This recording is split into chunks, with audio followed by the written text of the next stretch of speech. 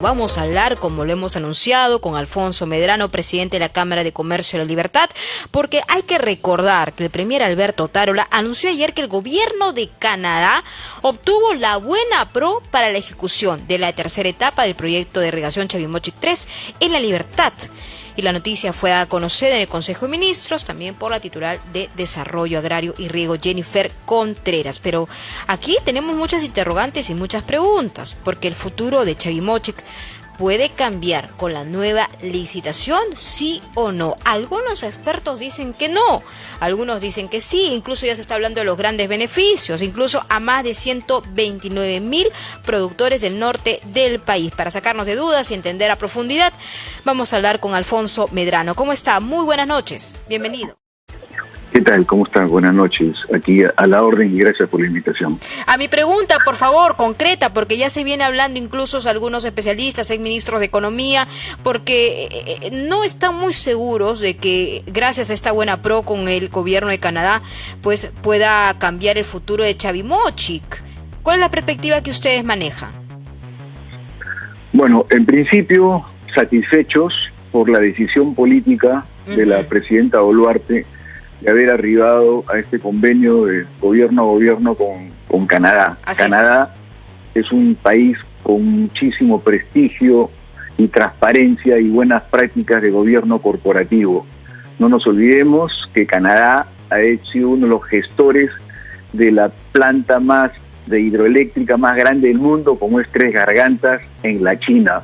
Es de tal magnitud, para que usted tenga una idea, de que el peso de esta presa ha retrasado en microsegundos la rotación de la Tierra. Con eso les indico la tremenda obra que han hecho con el gobierno canadiense en la China hace aproximadamente 10 años. Entonces, por el lado del gobierno de Canadá, total garantía. Ellos, este convenio debe estar saliendo en las próximas semanas o un decreto supremo.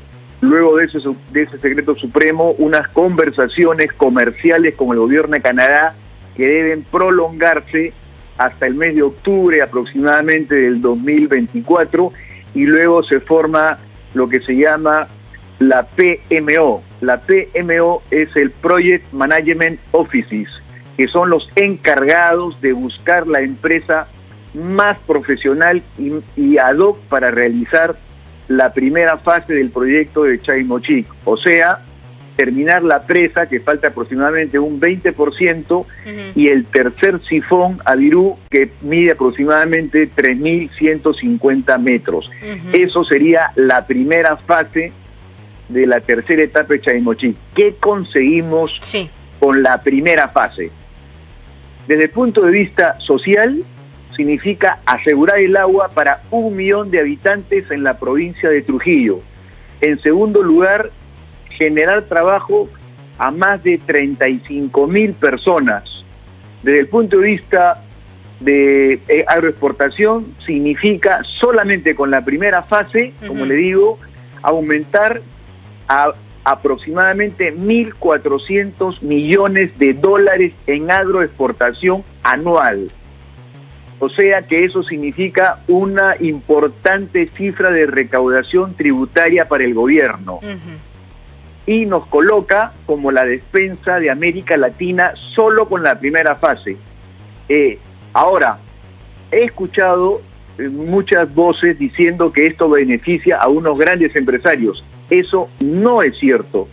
La presa de Palo Redondo va a asegurar el agua en el valle de Chao y Virú, en los valles viejos, aproximadamente a 28,000 hectáreas, que son alrededor de 12,000 agricultores pequeños.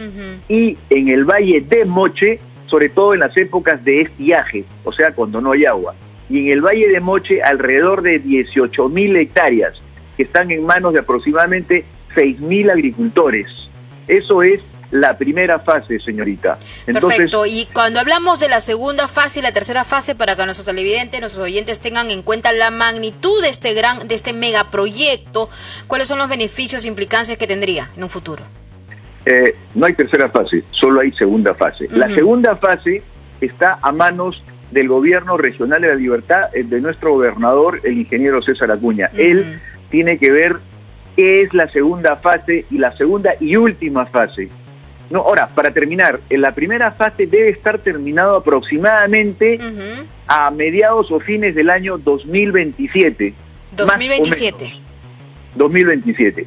Ahora bien, la segunda fase es hacer el canal madre que va desde Moche hasta las Pampas de Urricape, en el distrito de San Pedro de Lloc, provincia de Pacasmayo, la hidroeléctrica de 50 megavatios y la automatización y mecanización de todo el proyecto.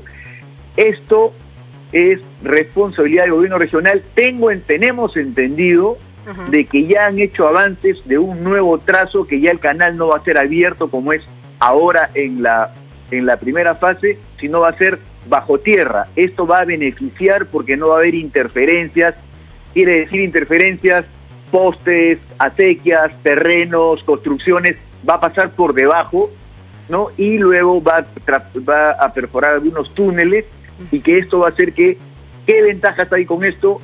Proteger la tubería de daños del fenómeno del Niño y también robos, o sea, el agua llegaría de primera hasta las Pampas de Urricape en Paiján. Esto se supone que debería lograrse 2 años después que termine la presa de Palo Redondo, y esperemos que nuestro gobernador, al tomar esta decisión política del gobierno, haga eco y se pueda hacer la segunda fase de la tercera etapa. Perfecto, entonces recapitulamos. Primera fase y segunda fase. La primera fase terminaría en una proyección 2027, ¿correcto? Correcto. Y la segunda fase depende también de los mecanismos operativos del gobierno regional. Es correcto, la velocidad que le meta, porque ya tenemos entendido que le ha presentado a Proinversión el nuevo trazo con todas las tuberías enterradas, y están ahora en esa etapa, que eso podría ser 2 años después que se termine la primera fase, o sea, la presa de Palo Redondo y el tercer sifón. Una vez completado la primera y la segunda fase, se va a producir más o menos, va a generar 144.000 hectáreas para sembrar.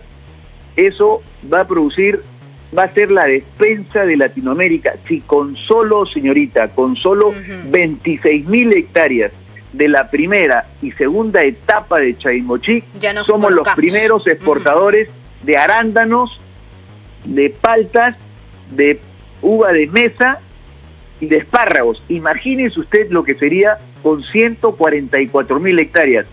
Sí. Felizmente que la presidenta por fin han entendido la importancia estratégica para este desarrollo regional, que lo mismo debería suceder en Arequipa, Omajes y Siguas.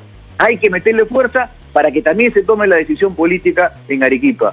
El país sería un tremendo potencial agroindustrial. Sí, totalmente de acuerdo, y sobre todo convirtiéndonos pues en la cabeza de lo que significa también la agroexportación. Pero hablando de otro tema importante que es paralelo, también en las implicancias de generar puestos laborales, ¿no? Esto hay que explicarle también a la gente, porque dicen, bueno, va a costar tanto, va a haber una inversión de 750 millones de dólares, tal como lo dijo el premier Otárola en la conferencia de prensa, pero también por otro lado va a haber un impacto directo para todos los empleados, para todos los trabajadores de la zona norte de nuestro país. ¿De cuánto estamos hablando en porcentajes? Así como usted también está hablando de algunos ejemplos, por ejemplo, en cuanto a la exportación, agroexportación y todo ello. Esa es una muy buena pregunta. Aquí va a haber un desarrollo tal que se va a tener que generar ciudades de desarrollo urbano para albergar tanta gente. En este momento, con las 26.000 hectáreas que tenemos produciendo, esto más o menos significan 80 a 100.000 personas. 80 a 100.000 personas. Entonces, una vez que se complete la primera etapa, automáticamente van a entrar alrededor de 40.000 personas más, directas. Pero ¿estaremos preparados para esa fuerza laboral, para esa necesidad urgente también? Porque esto es una cadena, pues, ¿no? O sea, me imagino que todo va a ir de la mano. Va a haber que trabajar muchísimo el desarrollo urbano de la provincia de Virú y en particular del distrito de Chao. Por supuesto que sí, porque no hay viviendas, van a tener que generar ciudades satélites para esto, y eso es un reto importante para el gobierno regional, porque va a significar muchísima fuente de trabajo, y por cada persona estamos hablamos 3 a 4 personas más. O sea, si yo le digo 40.000 personas directas, estamos hablando de 160.000 indirectas. Mire, señorita, el solo hacer el campamento, que debe ser más o menos mayo del próximo año, el campamento solamente que está allá en Palo Redondo, que así se llama esta zona, va a significar trabajo para ferreteros, para microbuseros, para taxistas, para catering, para alimentos. O sea, ya empieza a arrancar el motor del desarrollo que ha estado 7 años abandonado, 7 años olvidado, y que hemos luchado denodadamente para lograr lo que hoy día estamos viendo ya, que por fin se tomó la decisión política. Nuestro agradecimiento a la presidenta Boluarte, nuestro agradecimiento al gobernador, porque por fin se dieron cuenta la importancia estratégica del desarrollo de la libertad, y que va a redundar para toda América Latina. Lo que vamos a hacer, una irrigación, señorita, que ojo, no es en tierra, es en arena.